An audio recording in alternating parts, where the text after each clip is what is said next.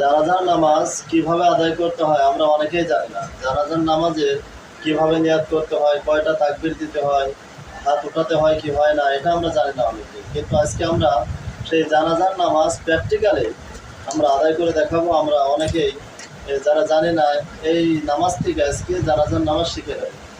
জানাজার নামাজে যখন নিয়াত করে বাড়ি থেকে আসছেন তখন আপনার নিয়াত হয়ে গেছে, তারপরেও বাংলা একটা নিয়াত আছে, জানাজার নামাজ 4 তাকবীরের সহিত এই ইমামের পিছনে ক্যাবলামুখী হয়ে আদায় করিতেছে আল্লাহু আকবার, এটা বললেও হবে।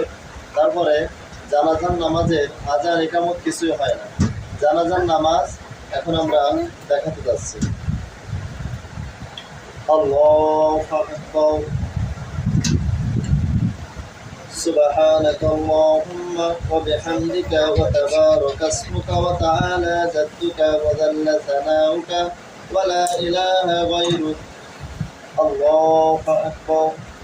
اللهم صل على محمد وعلى آل محمد كما صليت على إبراهيم وعلى آل إبراهيم إنك حميد مجيد. اللهم بارك على محمد وعلى آل محمد كما باركت على إبراهيم وعلى آل إبراهيم إنك حميد مجيد. الله أكبر. اللهم اغفر لحينا وميتنا وشاهدنا وغائبنا وصغيرنا وكبيرنا وذكرنا وأنثانا. اللهم من أحييته منا فأحيه على الإسلام، ومن توفيته منا فتوفه على الإيمان. الله أكبر.